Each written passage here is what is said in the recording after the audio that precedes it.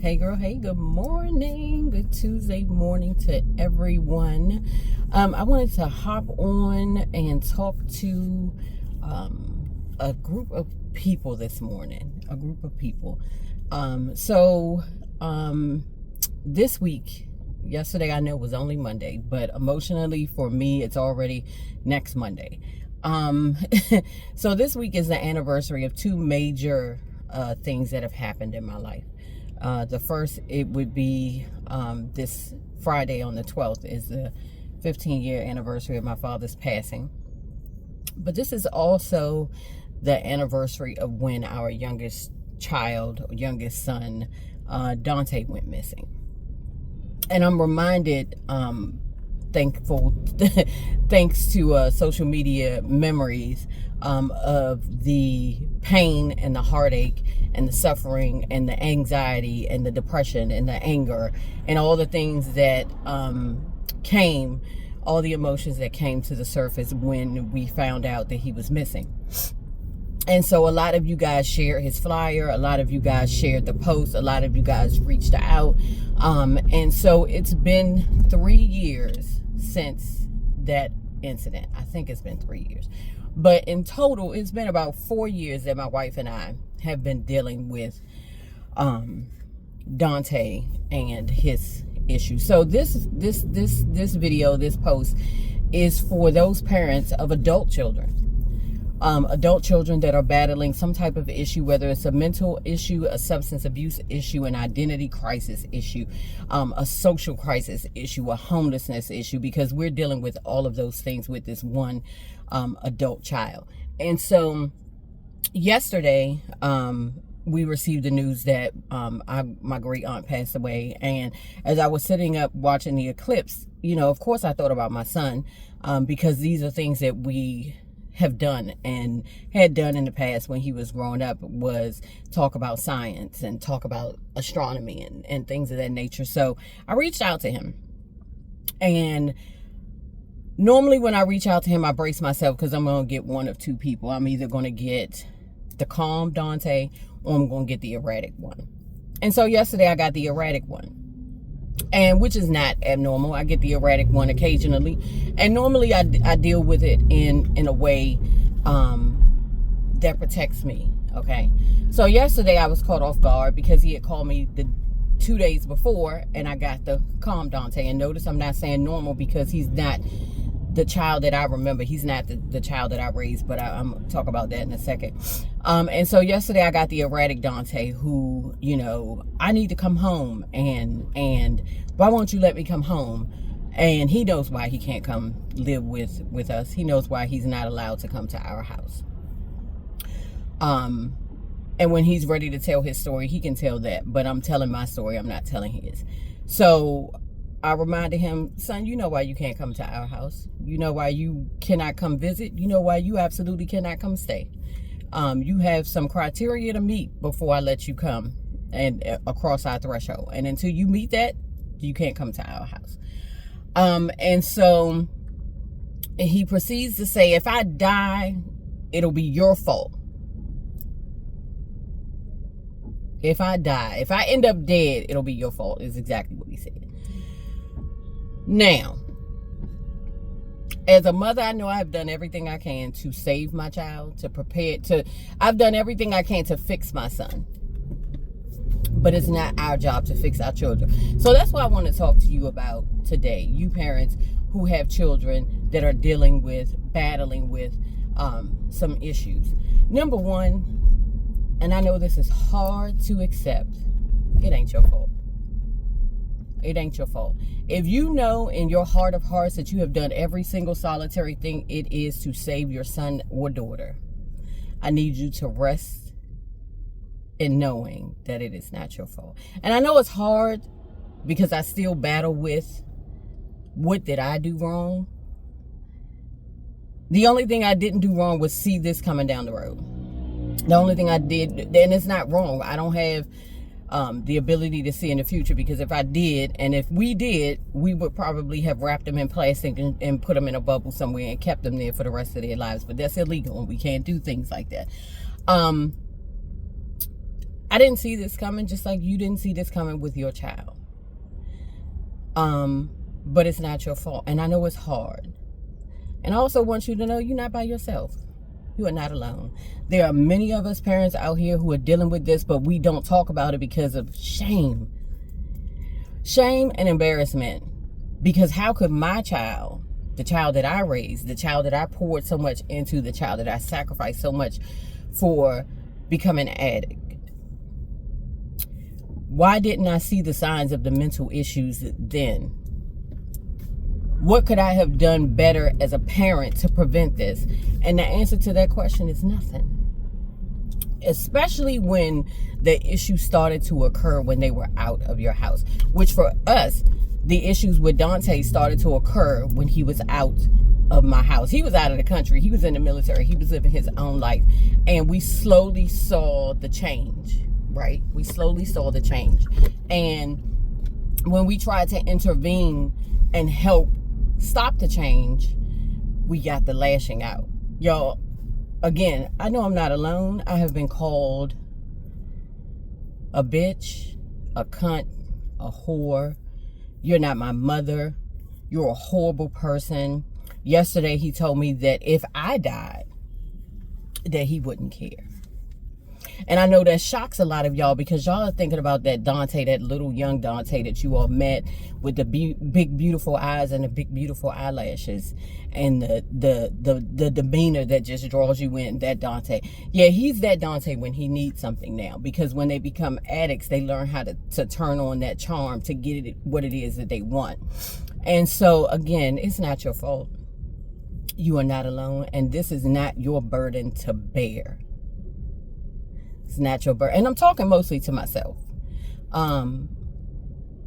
Because when you have flown across the country, because one of your relatives found your son on a beach, living on a beach, when you have flown across the country and put him into a facility to get the care that he needs because somebody move pieces of the puzzle and move pieces on the chessboard to get him in a facility, and 10 days after he's been in the facility, he gets out because his desire to be sexual is more important than his desire to heal. When you have sent them money to get off the street because they're homeless and put them in an Airbnb, and then you get emails from the Airbnb that they have to go because they're smoking, even though they know that smoking's not allowed, and all the other things. I've done all those things. And what I have had to realize is it does not matter what I do. Unless he is ready to heal himself, every dollar that I send him is for naught. Every Airbnb that I have paid for is for naught. Every Uber Eats that I have sent him, every Instacart I have sent him, every phone number I have sent him to a facility is for naught. And so for you parents like myself who have adult children who are battling, I'm here to tell you that you sending them money is not going to fix them. It's not going to do anything but contribute to the behavior. And I know we as black parents, we just I'm not leaving my child out on the street, and that's good for you. But for me, I will no longer, and have decided that my child would no longer abuse and victimize me. That he will no longer be able to abuse and victimize my mother. Let me tell you something. Anybody who knows me and knows my children and the relationship I have with both of my sons growing up until now, know that my children are my world, and I will do anything I can for them. Y'all know this. So if I, Treya, say, please do not send Dante money. Please do not allow Dante to come to your house. Please do not allow Dante to manipulate you. Please understand that I am speaking from a place of knowing. Because if he can cuss out his mama, okay, if he can cuss out his grandmother and turn his grandmother's house upside down, what in the hell do you think he would do to yours? And again, I'm speaking from a place of knowing because he did the same thing to us. Let me give you let me let you in on a little secret. Because see, the holidays come around and we miss our children. They're out on the street, they're living who knows where, and we miss our children. And one year for Christmas, I said to my wife, I want my child home. I miss my son and I want him home. Okay? Because I needed to see my child for Christmas. And my wife said, reluctantly, okay. So he didn't come home for Christmas. He came home for New Year's. He was home. He got home on the 30th. He flew in. He got in. It was actually New Year's Eve. He flew in early that morning. My oldest son and I, Dayon, drove to BWI Airport, picked him up, drove him back to a nearby hotel, dropped him off. He was in the worst shape that I have ever seen him in, and I just walked out of the hotel room because I was like, I'm not dealing with this. I'm just absolutely not dealing with this. So that was on a Saturday.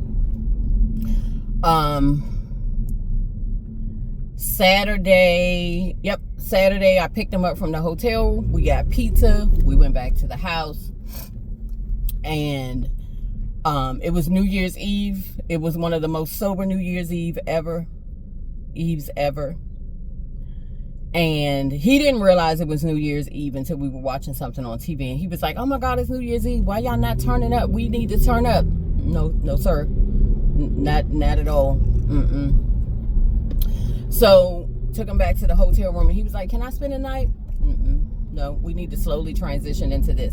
So he checked out of the room that Sunday. That Sunday he came to the house. Now we had rules. Do not smoke anything in our house. Cigarettes, vape, because we don't know what you're smoking. We don't. Because whatever you're smoking is causing you to drool, your eyes to roll up in your head, and you to be incoherent. And yet we're not doing that here. But I had to see, as a mother, right? Because we need to see. That was Sunday. Sunday night by 8 o'clock, we were putting him out of the house.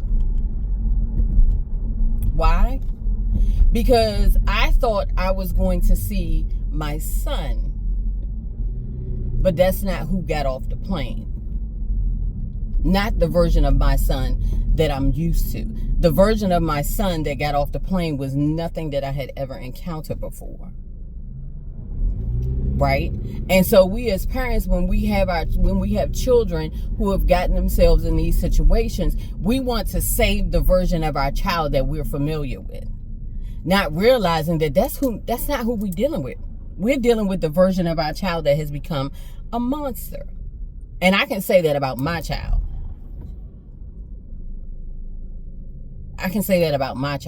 So it's not your fault. It is not your burden to bear. And you are not by yourself. There is a whole community of us, but we don't say anything because we don't want people to talk about us. We don't want people to shame us. We don't want to be embarrassed. We don't want to be looked at as less than. I had a coworker, one of my engineers, we were talking about a homeless person getting into our building to find somewhere to sleep. And he said, they need to do something with these people. They need to find somewhere for them to go. And I was doing something and I stopped and I said,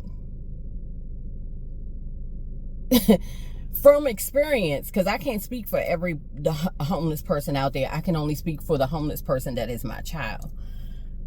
You can do whatever you can to help them, but until they want to help themselves, there's nothing their family, the government, anybody can do. No agency can do. Speaking from knowing. Speaking from experience. And he said, what do you mean? I said, I have a son who's 25 years old and he's homeless. And he said, Latreia, you just bought a house. How is your son homeless? I said, that's a question that you have to ask him. He is homeless because he refuses to follow rules. He is homeless because he chooses to put certain things over his healing. He's homeless because that's what he chooses to be. Because if he chose to do other things, then he would not be homeless. So in his case, his homelessness is a choice. When your grandmother calls you and says, against the will of her, the will of her daughter, her grandson, and her other daughter against their judgment, against their input, and she decides, I'm going to take him in because that's my grandson, and if something happens to him, I couldn't live with myself. And I said, if you do that, that's on you. But family members want to help, because again, they're trying to deal with that person that they're used to, not the person that they are now. And so my mother let him come to her house less than a month ago. And less than 24 hours of him being there, my mother said he had to go. He posted videos of my mother on Facebook putting him out of her house at midnight. My mother is elderly. She lives by herself. She takes care of herself. She does for herself. And he came to her house and wreaked havoc. He destroyed my mother's emotions. He hurt my mother to her core. That for 2 days after he finally got out of her house, my mother shut down. So you are not alone. It is not your burden to bear. It is not your fault. If all it took was love to save our children who are addicts, who are dealing with mental issues, things of that nature, all of them would be saved. There would be no drug use. There would be no hurt. There would be no mental issue. If all it took was the love of a parent and or a grandparent, we would not have this issue. But that's not what it takes. It takes them loving themselves more than the drug. It takes them recognizing that things aren't right with me and I need to figure out what's going on. Until they all get to that point, there is nothing that we as their parents, grandparents, aunts, uncles, cousins, siblings, there's nothing that we can do. The one thing we can do, though, is protect ourselves and not be their victims. Okay? We can't be their victim because of our love for them. Because as long as we have that love for them, they know that they're going to use that superpower. My son is telling me yesterday that if I die, he would not care. I know that the son that I gave birth to, the Dante that I raised, he would never say anything like that, but that's not who I was talking to yesterday. So I want us also to know that it's okay to react from a place of hurt as a parent. But I also want you to realize who you're dealing with. A lot of our children out here are sick. Why? Because they want to fit in with the in crowd, so they're going to smoke something that they don't know is lace. They want to fit in with the in crowd, so they're going to take something because I ain't going to get addicted. That's not going to be me. I'm stronger than that. And the next thing you know, they stealing from you. Or the next thing you know, they calling you, hey, can you send me some money so I can get something to eat? And the next thing you see is them on video on YouTube smoking on camera. You know what I'm saying? So there's nothing that we can do outside of praying for our children and knowing that this is not our fault. It's not our fault. So again, you are not alone. This is not your burden to bear. And you don't have anything to be ashamed about, especially when you know you have done all that you can as a parent to make sure that your child had the best possible life imaginable. And so I'm grateful to my tribe, my wife. Oh, God bless her. My wife has been there every single step of the way, praying with me, praying for me, holding my hand, getting mad, cussing, screaming, crying, everything with me. But reassuring, baby, it's not your fault. I know what you've done. I've seen everything you've done. It's not your fault. You've done even up until yesterday. Baby, he only said that to hurt you. It's not your fault. My tribe, it's not your fault. You've done everything you can. When you as a parent get on a flight and go across the country to get your child off a beach put them in a facility, and less than 10 days after them being there, they getting put out, then there's nothing that you can do. You've done everything you can. And you've done everything you can. So continue to pray for your child. Continue to have people in your circle who are not going to shame you, but who are going to support you and understand that there are some days where all you want to do is scream and yell and cry. And there's also going to be some days where you just need a moment to be like, you know what? I did every damn thing I was supposed to do for this child, and I'm done. I can't do it anymore. And I have reconciled with, a long time ago, I reconciled with, and I said this, I had to get to a point where my prayers changed. And one day, after all the abuse and him cussing me out from the top of my head to the bottom of my feet and calling me everything but a child of God, I said, God, you gave him to me to raise. And I did everything I could and everything that I was supposed to do. I'm giving him back to you. Because at this point in his life, the only person who can save him is God. The only person who can save him is himself, when he hears the voice of God. So my prayers had to change for him. And so maybe it's time for you to say, you know what, God? You gave him to me. You gave her to me. But now I have to give them back to you. Because there's nothing else that I can do to save my child. And maybe change your prayers. God, give them the wisdom to hear you, even in that small little moment of clarity. Let the only voice they can hear in that small moment of clarity be yours. And to the family members, when your loved one says to you, please do not call me and tell me anything about what my child is doing, please respect them. Respect that. We're dealing with enough. We have enough sleepless nights wondering what's going on with them. Don't contribute to the downfall of our mental health by adding to that just because you want to say something. Sometimes it's best to not say anything because we already know.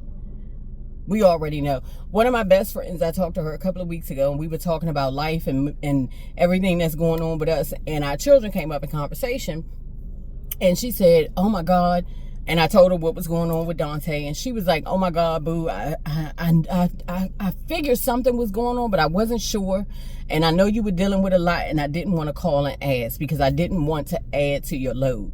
She said, "But a couple of months ago, he posted something on Facebook, and I saw it." She said, and I called him and told him to take it down. Do you know what I'm talking about? I said, no, I don't, because I stopped following him on social media because I didn't want to see the train wreck. I didn't want to see the mess. So no, I stopped following him. She said, well, I'm not going to tell you what it was. I called him and told him to take it down. I said, thank you. She said, and the reason I did that is because, number one, he is a grown-ass man. What do I look like calling his mother, telling his mother that he posted something inappropriate on Facebook? And number two, you were already dealing with enough with your medical issues. And I stopped and I thought about it and I said, boo, thank you. Thank you for considering me enough to not add to my already heavy load. So consider your loved ones, your friend, your bestie, your sis. Consider them your brother, your uncle, your grandmother, your grandfather, because it's affecting all of us. Consider them enough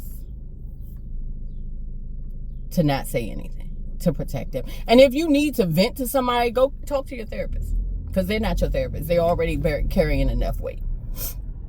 Talk to your pastor, talk to your spiritual advisor, because maybe they'd be able to give you some advice that can not only just help you, but also help your loved one, who can in turn help their child. Anyway, I'm on my way to work. I just had to get that off my spirit. I pray that helps somebody, one person.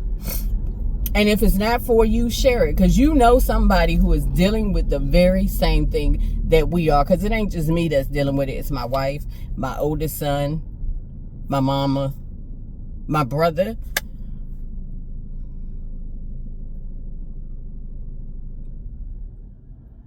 my brother, my sister, all of us. So continue to pray for us.